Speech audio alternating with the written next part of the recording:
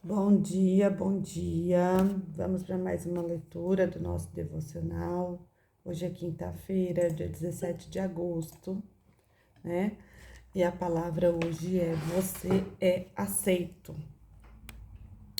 Todo aquele que o Pai me der virá a mim, e quem vier a mim, eu jamais rejeitarei. João 6. Você sabia que as feridas mais profundas normalmente são causadas pela rejeição decorrente da orfandade? Gastamos muito tempo tentando ganhar a aceitação de outras pessoas, seja dos pais, colegas, amigos, seja daqueles que respeitamos. A ansiedade de sermos aceitos influencia nossa forma de vestir, os lugares que frequentamos, os bens que consumimos, a carreira que escolhemos e todos os outros tipos de coisas de que gostamos ou fingimos gostar para sermos aceitos. As pessoas fazem de tudo para serem aceitas. Algumas porque tiveram pais muito severos e, mesmo já adultos, ainda estão buscando conquistar a aprovação deles. Há aqueles que vivem dependentes de relacionamentos destrutivos, pensando que, ao se envolverem com pessoas emocionalmente vulneráveis, se sentirão melhores, pois julgam que mudarão a condição de vida daquela pessoa. Mas o que acaba realmente acontecendo é que estão apenas num relacionamento abusivo e destrutivo. As pessoas que buscam aprovação à força não vão consegui-la nunca, porque o problema está primeiramente em não se aceitarem. Você não precisa disso para viver satisfeito. Entenda que a satisfação da nossa vida está diretamente vinculada à nossa identidade, e nossa identidade só é vivida em sua plenitude quando afirmada por Cristo. Pare de buscar ser aceito por todos. Jesus, que, estando em nosso meio, foi o único perfeito que o mundo conheceu, foi rejeitado. Quanto mais nós, imperfeitos e improváveis.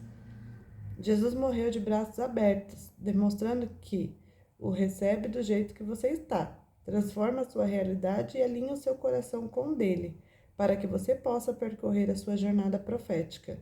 Então, pare de anular quem você realmente é e sinta o amor de Deus na sua vida. Amém. Você é um filho amado de Deus Pai. Palavra-chave: aceitação. Leitura João 6. Vamos ler João 6 completo.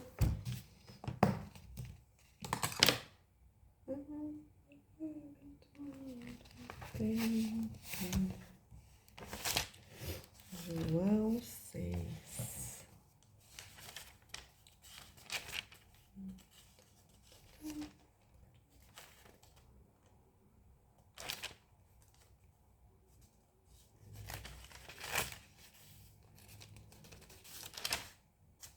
Ai, cadê João 6? Que eu não tô achando.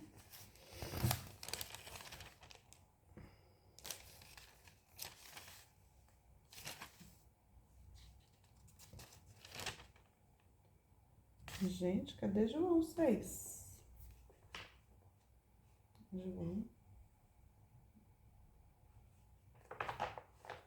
João 6, isso mesmo. Ah, tá. Achei.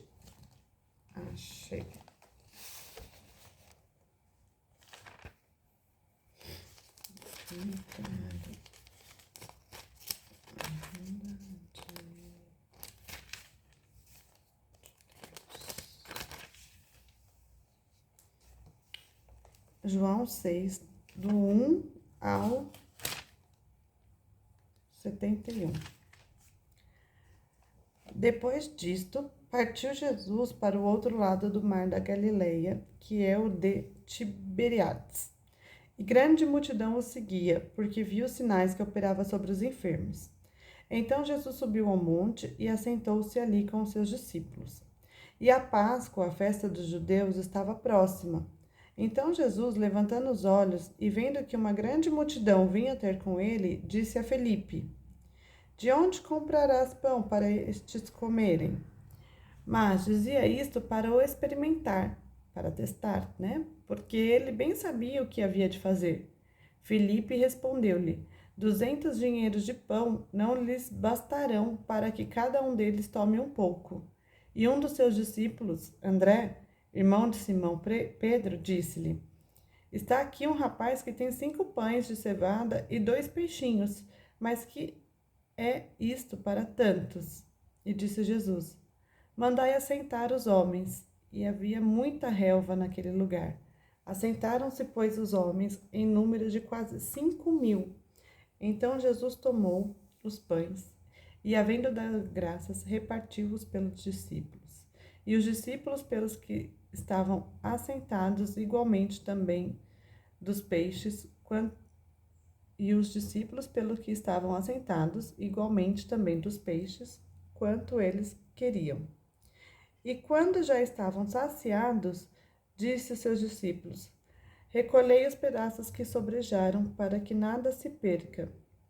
Recolheram-no, pois, e encheram 12 cestos de pedaços dos 5 pães de cevada que sobrejaram aos que haviam comido. Vendo, pois, aqueles homens o milagre que Jesus tinha feito, diziam: Este é verdadeiramente o profeta que devia vir ao mundo. Sabendo, pois, Jesus que haviam a vir arrebatá-lo para o fazerem rei, tornou a retirar-se, ele só para o monte. E quando veio a tarde, os discípulos desceram para o mar, e entrando no barco, atravessaram o mar em direção a Cafarnaum. Estava já escuro e ainda Jesus não tinha chegado ao pé deles. E o mar se levantou, porque um grande vento soprava.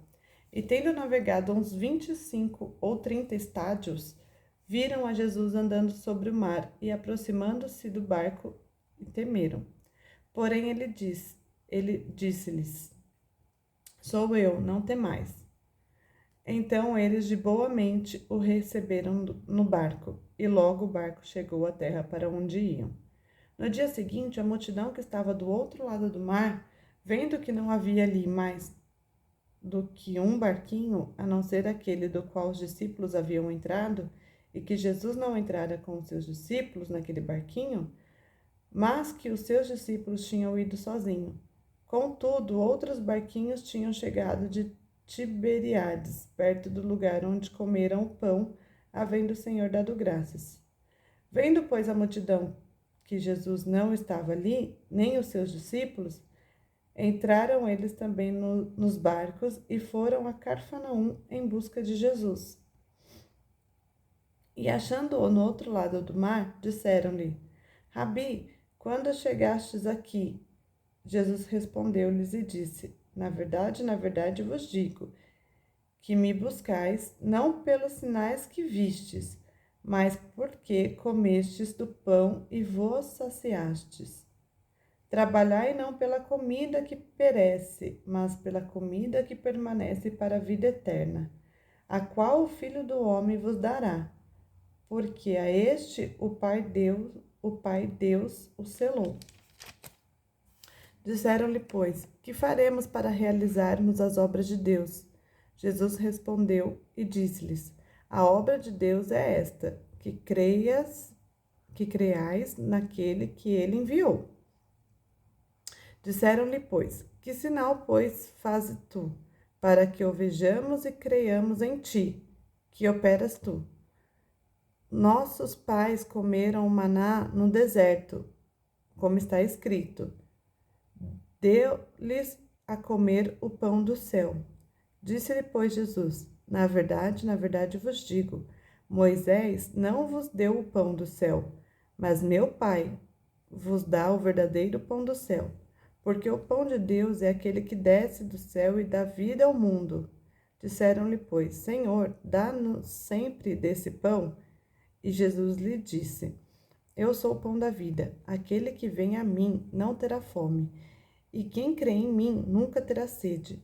Mas já vos disse que também vos me viste, e contudo não credes. Tudo o que o Pai me dá virá a mim, e o que vem a mim, de maneira nenhuma o lançarei fora. Porque eu desci do céu, não para fazer a minha vontade, mas a vontade daquele que me enviou.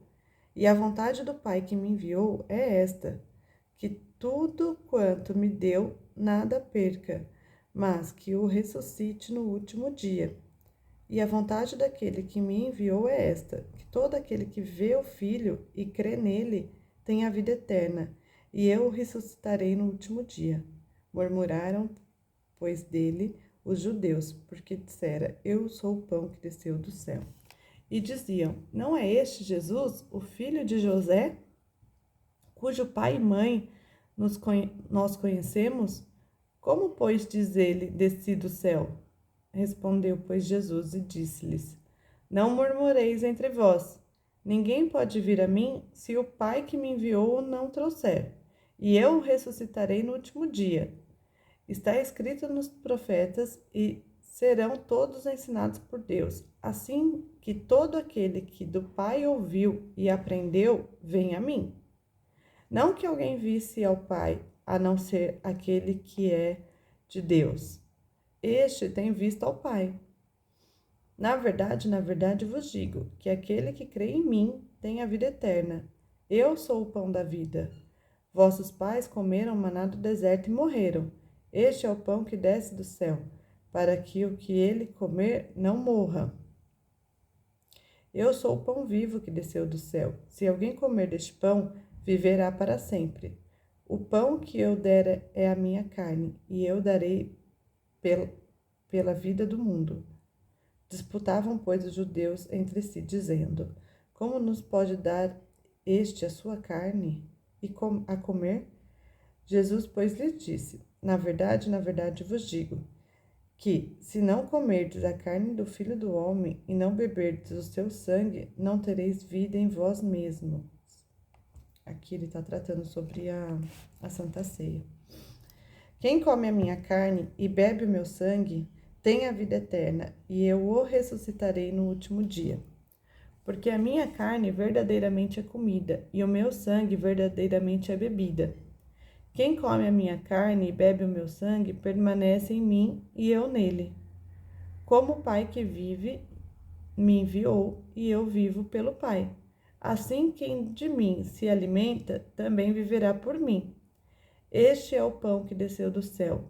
Não é o caso de vossos pais, que comeram maná e morreram. Quem comer este pão viverá para sempre. Ele disse essas coisas na sinagoga, ensinando em Cafarnaum. Muitos, pois, dos seus discípulos, ouvindo isto, disseram, dura este discurso, quem o pode ouvir? Sabendo, pois, Jesus em si mesmo que os seus discípulos murmuravam disto, disse-lhes, isto escandaliza-vos. Que seria, pois, se visseis subir o Filho do Homem para onde primeiro estava? O Espírito é o que vivifica, a carne para nada aproveita. As palavras que eu vos disse são Espírito e vida. Mas há alguns de vós que não creem, porque bem sabia Jesus desde o princípio quem eram os que não criam e quem era o que havia de entregar, quem era o que o havia de entregar. E dizia, por isso eu vos disse que ninguém pode vir a mim se por meu Pai não lhe for concedido. Desde então, muitos dos seus discípulos ficaram para trás e já não andavam com ele. Então disse Jesus aos 12, quereis vós também retirar-vos? Respondeu-lhe, pois, Simão Pedro, Senhor, para quem iremos nós? Tu tens as palavras da vida eterna, e nós temos crido e conhecido que tu és o Cristo, Filho de Deus. Respondeu-lhe Jesus, não vos escolhi, a vós os 12, e um de vós é um diabo. E isto dizia ele de Judas Iscariotes, filho de Simão, porque este o havia de entregar, sendo um dos 12. Amém. Amém, amém. Vamos voltar lá para o devocional, pra gente compreender, né? Todo aquele que o Pai me der, virá a mim, e quem vier a mim, eu jamais rejeitarei, né? Então, o que eu compreendi aqui? Não sei se é a mesma coisa que vocês vão compreender da leitura. Mas assim, quando criança, nós conhecemos primeiro a Deus. Porque a criança, por mais que ela escute da história de Jesus, né? Mas as histórias se misturam muito, né? Então, Jesus é Deus. E lembrando lá da infância mesmo, resgatando a infância. Deus é Deus, né? E a gente crê primeiro em Deus. Depois, a gente vai crescendo, conhecendo mais sobre a palavra, tendo mais entendimento, né? Discernimento, que uma criança não tem. E a gente passa a crer que Jesus é o Filho de Deus que veio ao mundo, né? E aí a gente passa a ter essa compreensão. Mas primeiro somos chamados pela graça de Deus, a graça do Papai do Céu, né? A gente fala para as crianças, vamos pedir para o Papai do Céu, vamos conversar com o Papai do Céu, vamos fazer uma oração para o Papai do Céu. E aí essa graça de Deus, né, que é o que nos sustenta, faz com que a gente passe a crer no Filho dele, o Filho que desceu do céu, né? E então Jesus fala, aquele que pela graça de meu Pai vier a mim, né, e crer em mim, terá a vida eterna. Então não basta a gente só acreditar em Deus, né, porque acredita em Deus e a gente tem que acreditar em toda essa história que a gente tem aqui, milenar, né, contando sobre a vida de Deus aqui na Terra, ou de Jesus aqui na Terra, né, essa vida que ele passou, a história dele, né, do nascimento dele, dos anos que ele se dedicou no ministério dele, né, da sua morte na cruz, de toda a perseguição, de tudo isso que está escrito. Nós temos que crer aqui, né, através dessa nossa fé que a gente passa a ter, nós somos salvos, né, e ressuscitaremos no último dia. Então, quando a gente passa a ter uma aceitação disso, uma fé nisso, né? Isso nos ajuda também a ativar a nossa identidade, que é o que o devocional trata hoje, né? O que o devocional está tratando hoje? É a falta de identidade. Porque quando nós não temos a nossa identidade ativada, não sabemos quem somos e para onde vamos, a gente se perde muito tentando agradar as outras pessoas, tentando sempre estar bem na fita, né? A gente evita atritos, né? Evita situações que podem nos gerar algum transtorno, e isso vem lá de pequenininho, né? E dependendo da criação que nós tivemos, isso pode ser ainda mais ativado ou não, né? E agora eu me recordei de um episódio que aconteceu essa semana.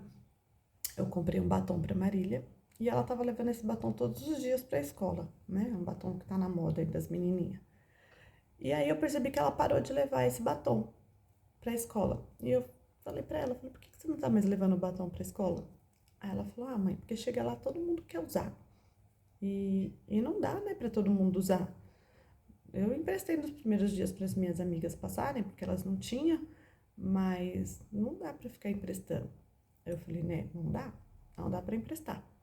Aí eu falei para ela assim, só que você vai levar. Você não vai deixar de usar o seu batom porque você sabe que não pode emprestar. Você vai explicar para suas amigas o porquê que você não vai emprestar para elas.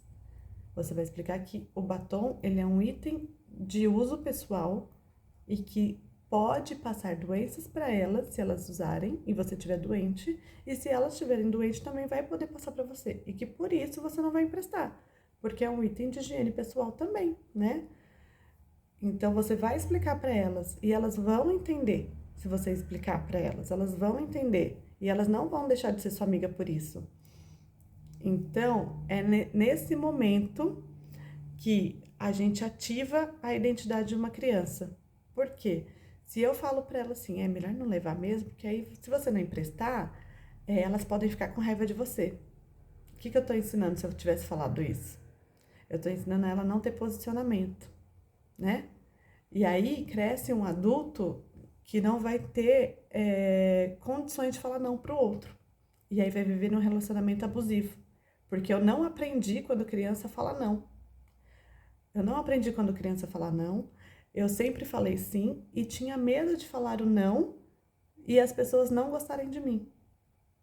Então, Às vezes a gente acha que isso é uma educação, mas não é educação. Isso é a gente estar enfraquecendo a identidade de uma pessoa para a vida adulta. Então, o adulto, ele não se cria sozinho. O adulto, ele é criado desde a infância.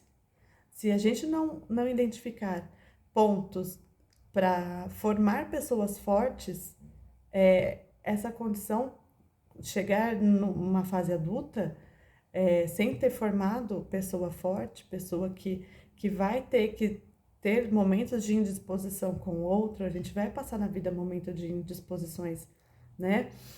Ela não vai ter condições de passar por isso. E ela vai sempre se anular pelo outro, né? E eu tive muito essa questão de não saber falar não para as pessoas, né? E de um tempo para cá eu venho trabalhando isso, já muito forte. E hoje eu posso dizer que, graças a Deus, Ele tem me dado condições de não ficar nessa posição de só falar sim. Às vezes a gente precisa falar não pro outro, né? A gente precisa ter posicionamentos, mesmo que o outro possa não estar preparado para receber aquele não, né? Não, a gente não consegue ver na infância mesmo crianças que estão acostumadas a ter sim dentro de casa, para tudo, é sim para tudo, você, né? E aí se tornam adultos no futuro que não sabem lidar com a frustração, né? Então vai chegar lá no primeiro emprego, vai receber um não e vai ficar frustrado. Eu não quero mais ir para aquele emprego, eu não vou mais para aquele lugar. As pessoas lá não gostam de mim porque ele recebeu um não, que era para ele ter recebido lá na casa dele, quando ele era criança, e ele não recebeu. Então, tudo tem um equilíbrio, né? Você não vai falar sim todo tempo e você não vai falar não a todo tempo. É um equilíbrio. E isso precisa ser tratado já na infância, né? Para que a gente tenha filhos fortes, adultos fortes, né? No mundo. E não é isso que a gente vê acontecendo hoje, né? Muitos pais criam os filhos hoje baseado na falta que eles tiveram. Ah, eu não tive isso, então eu vou dar para o meu filho. Ah, eu não tive tal coisa, então eu vou fazer de tudo para que meus filhos tenham, né? E tudo que eu queria e que eu não pude, eu vou dar para os meus filhos. Mas esquece que a frustração que nós tivemos na infância por não ter, ou por não conseguir ter, né? Nos fez nos tornar a pessoa que somos hoje, né? Então, assim, muito do que a gente elaborou na infância nos ajuda hoje a elaborar na fase adulta, né? Quando a gente tem mais dificuldade para conquistar algo, ou quando alguma coisa a gente não consegue atingir, porque a gente precisa saber lidar com as frustrações, mas isso também acontece na infância. A frustração acontece na infância e a elaboração dela também. Então, nós temos que ter a sabedoria que Cristo teve. E a gente tem que deixar a criança elaborar a frustração.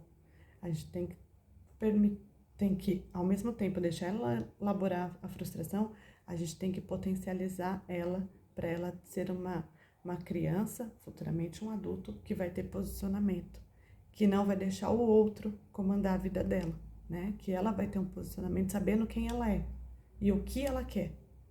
E sempre respeitando o próximo, tendo empatia, né? E essa é a nossa missão, treinarmos, né? Que é um treinamento, não é uma criação. Criação é aquilo que a gente bota dentro de um cercado, joga comida, dá o que comer, o que beber e você cria, né? Os boi, as galinhas, você faz isso, né? Você bota ali, você só tem que alimentar para criar. Filhos, a gente treina, porque não é só dar o que comer, o que vestir, a gente tem que estar o tempo todo em constante conversa, ensinando, mostrando exemplo, produzindo reflexões dentro de casa, né?